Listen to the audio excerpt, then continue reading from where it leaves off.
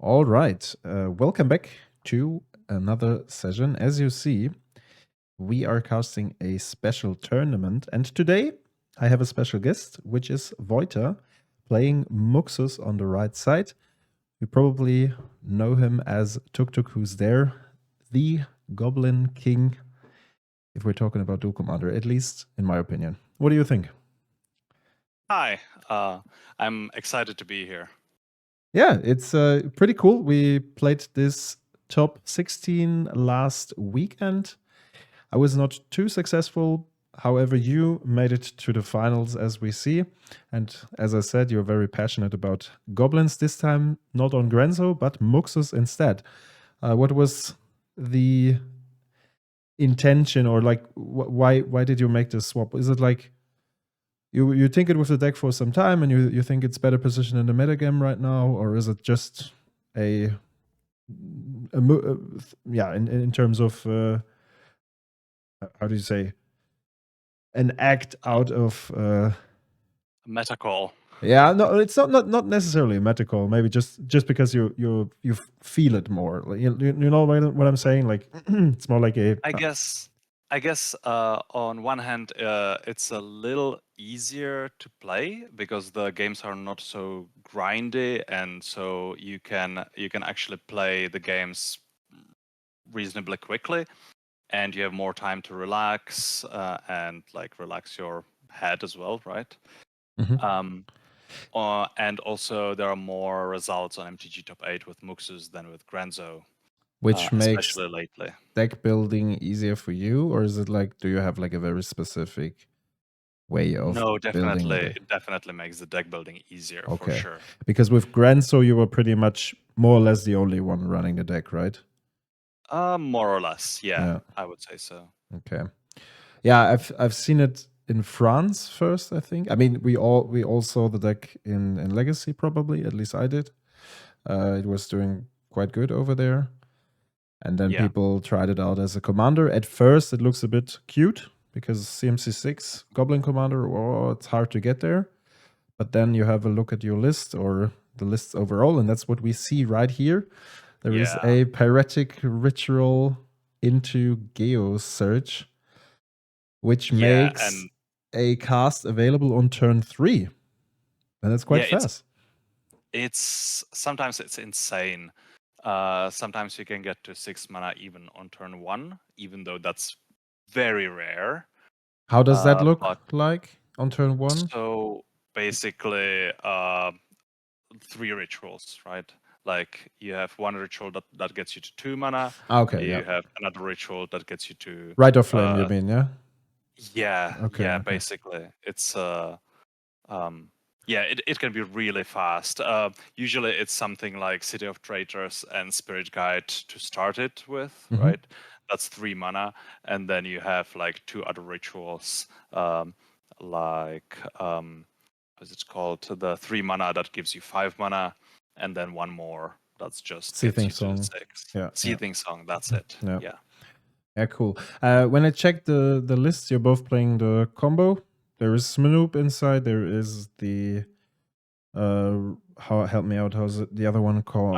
So Kiki Jiki, No, maybe. not Kiki Jiki. Is there maybe there's a separate Kiki Snoop, combo? Goblin Recruiter is the main But character there. there's like a second card that has a similar function as Snoop. The Sure, you Root mean Weld. Randwell Yeah, Portmaster? exactly. Yeah, exactly. Yeah, though it's not nearly as good as Snoop. Of course, because of the activation or like the copy card effect, right? Yes, exactly. With Rundwell Hordemaster, you just get to a lot of mana and cast a lot of goblins. Yeah. Um, where you could potentially combo off as well, but you need to like prepare the pile specifically for that to go off with Rundveld. Mm-hmm. So if you made pile with Snoop, you cannot go back to Rundveld like as a backup. Mm-hmm. Okay.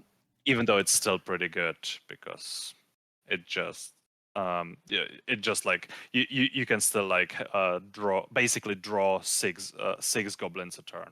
Yeah. Yeah, we just Yeah. saw. I think recently goblins got quite some support. There is the Moria Marauder, or how it's called, from Lord of the Rings. Quite a good card, right? 1/1 doubles. It's amazing. Strike, and you exile the top card, and then, or like for each goblin, it even triggers, I guess. For each goblin that deals damage Yeah, to exactly. a player. So we have So 3 he triggers himself, here. Yeah, that's crazy. yeah, has a double strike. So you get two triggers from him. What would you It's say, just out of curiosity, what would you say is the difference between this matchup? Like, are your goals pretty much the same, like trying to beat down as fast as possible? Or no, because no. like in So- in a classical sense, like who's the beatdown here? Who's the beatdown? he's Who's the control? definitely beat down Okay. with Ardoz.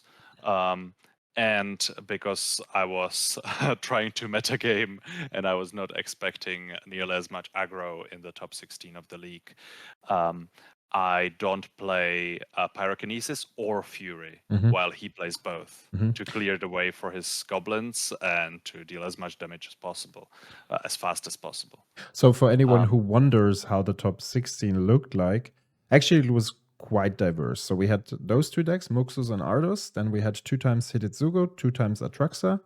Then there was Tivit, Aminatu, Leovold. I played Thrasios Bruce. There was 1 Thrasios Ravos. There was Yoshi. Yoshimaru as There well. was Lightpaws. And I think that's almost it. Slimefoot? Slimefoot, There was right? definitely Slimefoot. Yeah, there was definitely Slimefoot. So, and Aragon also. I missed Aragon. So there was. It felt like you're playing against the whole metagame. Oh, for sure. And you both decided, okay, guys, fuck it, we're gonna try goblins here, because most often it's sometimes it's like having the Joker, like, because people really don't understand the snoop piles, like, and also the timings, like how far is my opponent away from actually winning the game when it looks like he's not winning at all. And also, like in terms of Muxus, you can reveal a crazy combination of cards that's leading to a direct victory, right? And that's something that most people don't know. And honestly, I myself, we haven't faced in this very tournament, but I myself don't know all the goblins that you play because I'm not following on this archetype. Yeah. Unless I check your decks every now and then, but apart from that, I'm not really not really playing them myself. So it's not something that you see every day. So it's definitely, it can be an upside against one or another. Here we played professional REL as well as with open decklists. So there's not that much of a surprise element anymore. But if you check the list of your opponent, it's like, oh, there's this card, there's this card, there's this. What is it? What is it? What is it? And you can scryfall and look it up and let your opponent explain it. So it's less of a surprise effect, but still, the combination of the cards is sometimes the relevant thing. Especially with both the Goblin decklists, you just have like 20 cards that are Goblin something. Yeah. And most people won't look it up, and won't know what each goblin is, right? While when you're playing Aragorn, you probably know, like, just from the names, you would know the cards themselves. Definitely. Definitely. And it's like, if you look at the list, at both lists, there are a few specific Ardoz goblins, and there are a few specific Muxus goblins. And for example, for someone who's not really understanding what Muxus is about, they might question, for example, why you play those 2 champion goblins. It's basically, from what I know, because you want to exile your commander, get rid of this goblin, and then get Muxus back to have another trigger. Yes, there are two champions, champion creatures, goblin champions. That have the trigger to exile something, and then when they die or leave the battlefield, that thing returns. And you wouldn't play it anywhere else but in Muxus. Ardoz doesn't play it, and you actually don't want to draw it in Muxus, because it's not very good. Yeah, because cost efficiency is not really interesting. Yeah, both of them are 4 mana creatures. Yeah, exactly. Yeah. And one of them is much better because it's 5/3 haste. Yeah, this one is the better one because I think the lightning bolt on stick isn't bad either. Yeah, but it's a 3/3 for 4 mana that comes in. You need to exile something, otherwise it dies. Mm-hmm. And then you wait a turn until you can activate it. And Yeah, that's just not good. There is so much removal flying around in Duel Commander that's that true. you just don't have a chance to. Make use of it. Either you're already winning, Yeah. or usually it's you play it and they kill the one goblin you have in response, Yeah. and then you lose the 4 mana one as well, and that's it. Yeah. Okay. How do you know it's a goblin tribal when both players have a twin shot sniper on battlefield? Quite an interesting situation here. Sacrificing the broadside, sacrificing the twin shot into the broadside, dealing 6 damage. I think the life total was not quite accurate down here, right? Yes, we were at least for the first few games we were not thinking about keeping track of the life totals on the phone there. We were mostly writing it down. So Yeah, but I'm sorry about that. No, that's totally fine. I mean, you're focusing on the game itself. Also, really cool that you both have these special playmats here. So your opponent actually has your commander, and you have the Goblin Recruiter. This, I think. Yes, Yeah. that's Okay. Goblin Recruiter. Cool. Very Yeah, cool. I am actually envious of the Muxus playmat because I want to get it for myself. Makes I sense. think It makes perfectly sense. Yeah. looks really good. I think both are pretty cool, to be honest. And I also like the Secret Lair. I got like 1 or 2 cards myself. Nice. For once in a year that I touch some goblin piles. But yeah, Muxus, it looks definitely more interesting in my opinion because it's not that hard to play. I find Grenzo very hard, the decision making between whether or not to play spells or activate ability, especially because it's always a gamble, you know, unless you have some effects that reveal or give you information on what's on the bottom of your library. Yeah. For example, if Yeah. you have a mulligan, then that's much easier to calculate, but most often it's not the case. Yeah, and it's also hard with Grenzo to actually do the mulligan because often you know that Grenzo won't survive or won't resolve, so you don't want to actually put the good goblin on the bottom, even though it would be great getting it with Grenzo. Yeah, it's just difficult sometimes to decide. Okay, so here we have a Sandstone Needle. Very important in your deck to have all these 2 mana producing lands. I think you play the whole set, right? You also have Gemstone Caverns, you have City of Traders, you have Yes, Crystal Vein and all that and things. Dwarven Ruins. Yes, Dwarven Ruins. That's also yeah. I almost forgot about that one, but good one. Yeah. Yeah, it's surprising because I actually have, especially about the Sunstone Needle, I have conflicting feelings because activate if you play it on the first turn, then second turn you can have a 3-drop and then potentially another 3-drop. But then it dies and you lose the land, and it's not great. Yeah. Yeah. It's it's weird. It depends on the matchup, I think. If you play against control, it really sucks. Apart from that, as long as your goblin resolves, I think it's fine.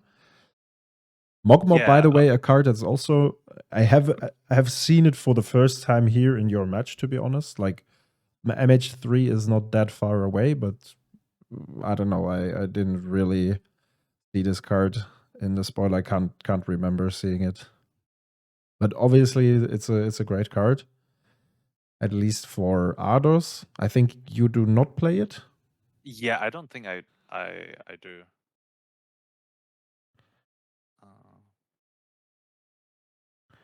So here we have a pretty huge swing. Ardoz with the Foundry Street Denizen and Goblin Piledriver. Goblin Piledriver has protection from blue, right? It can be countered. It's not like yeah. I think I was standing behind you when this situation happened because I saw your board state and you're on 3 HP, and I was like, okay, Ancient Tomb is banned, so there could only be City and there could be the other one that you sacrifice, Crystal Vein, and then you actually draw the city. And I was like, Jesus Christ. I was actually not thinking about the Crystal Vein or the city. I was actually thinking about the big rituals like Iron Crack Feet, or actually Iron Crack Feet or the Seething Song. Yeah, that could also seal the deal.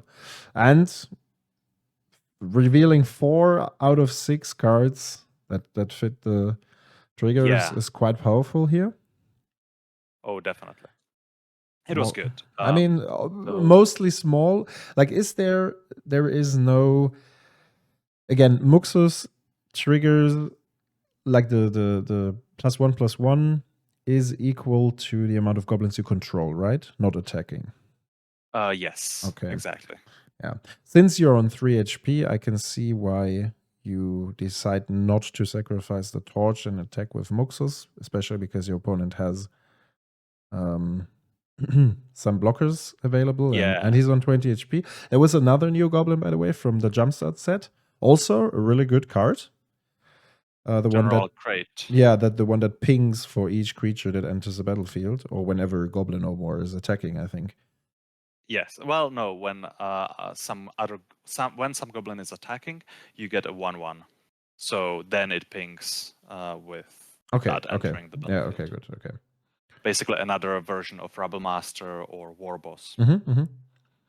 I thought it would, but I thought it would ping whenever a creature enters. Yes. As well as when one or more goblin attacks. No, when one or more goblin attacks, you get another goblin attacking token.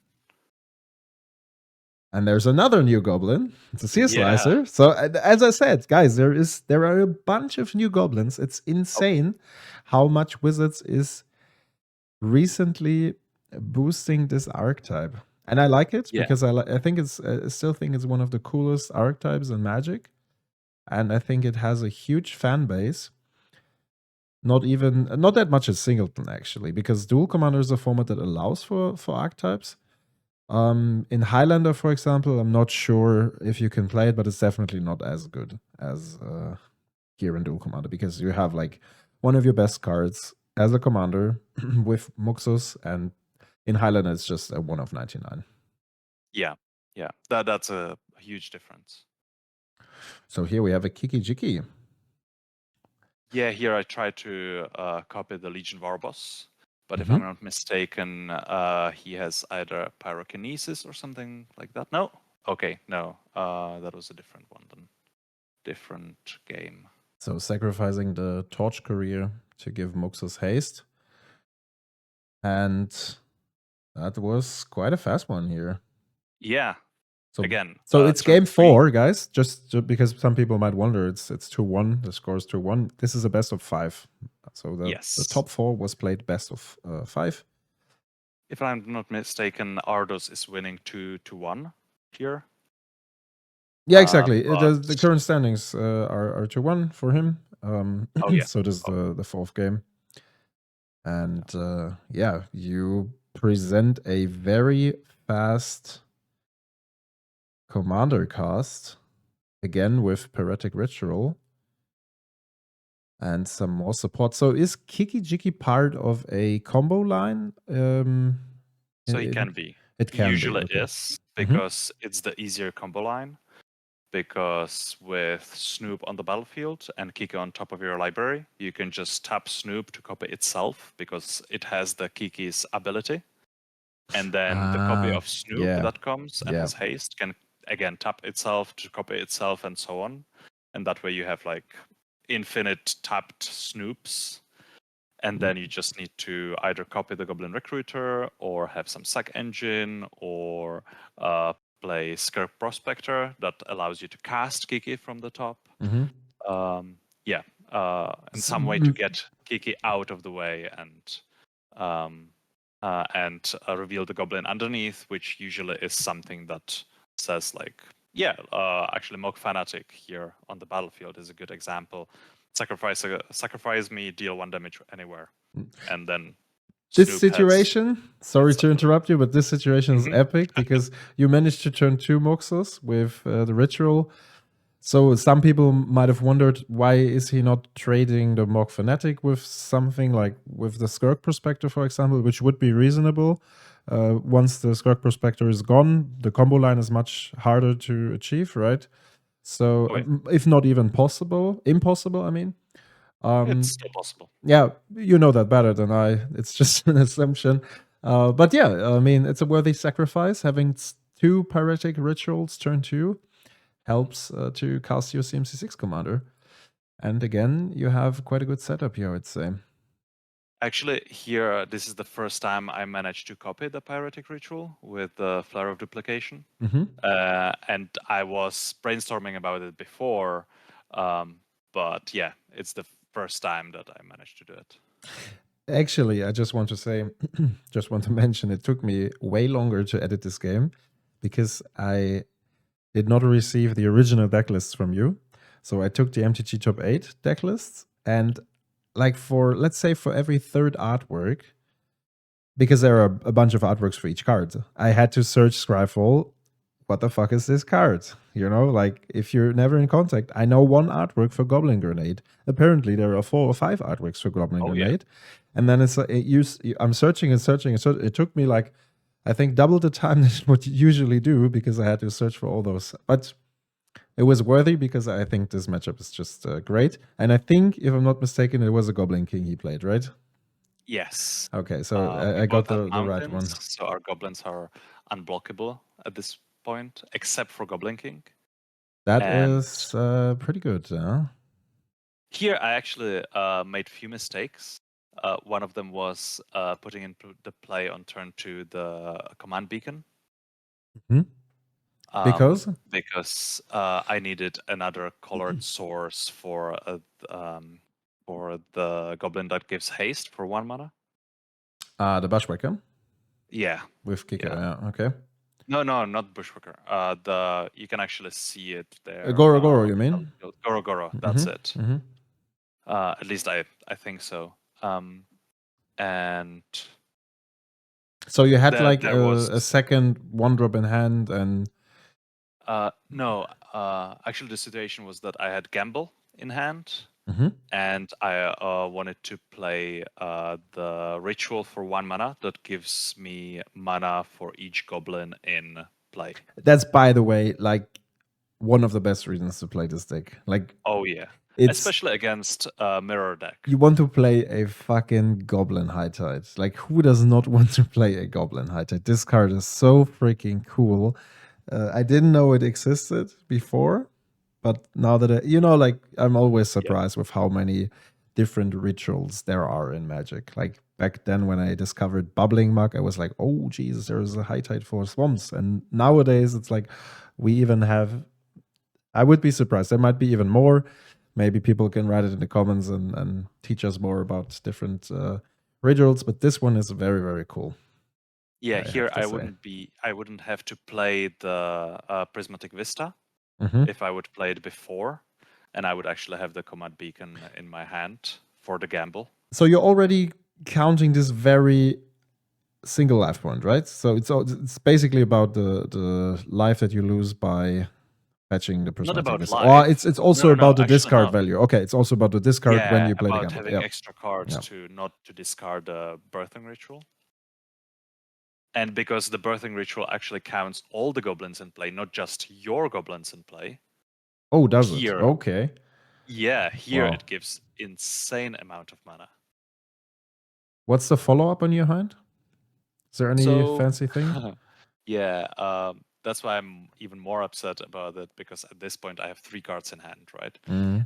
One of them is land, second is the Birthing Ritual I just found with Gamble, and third one is Matron. And I would have to discard the land to have a chance of winning, I think, here. Yeah. Goblin, Matron, the 3 mana to draw on top. Yes. Goblin, yeah, no, okay. not on top. Into hand. Into hand, okay. And you discard the ritual here, right? Yeah. If I would have the Prismatic Vista, it would be 2 cards that would be okay to discard. Or if I would have the Command Beacon in hand, there would be 2 cards okay to discard and 2 cards that I would really like to keep. Yeah, interesting how these tiny decisions can make Yeah. a big difference, but that's always the case. So on the backswing, okay, we have Mountain Walk. Actually, I missed the Yeah. fact that that Goblin King grants Mountain Walk. Maybe All the goblins, not just mine, but all of them. yeah, maybe these days it's does it also buff all other goblins? No. Yes, +1/+1 and Mountain Walk. Okay. And so it's usually great with Blood Moon or Magus of the Moon, because usually then your goblins are unblockable. Yeah. Even though your opponent is playing like mono white or something like that, it can like break the parity. So that's 3, 5, 7, 9 plus. Yeah, 10, it's 18. It's 18 damage, right? Yeah. So right now, your opponent has not won the game, right? There is an Ardoz cast that you can foresee, but it changes the math. It's like +4 damage. So right now he's +4 at damage 2, 4, and 6, that's 8, enough. and that's enough, right? So Yeah, you should have left one guy behind. He cannot activate the Faceless Haven, I think, right? But you talked about it, yeah. Mistaken. So it's basically about the Goblin King. You would have had to block the Goblin King here. Yeah. I actually didn't have to fetch with Prismatic Vista, and just did not have to give the newly made token haste, and just leave it in my hand. But okay, I can tell you guys, it was quite intense to play at this level. Like it was a really cool experience, I have to say. And I really liked the atmosphere. I really enjoyed it. Second, because here he actually could have cast Muxus, if you can stop it just for a moment. I can stop it later in the video. That's the problem.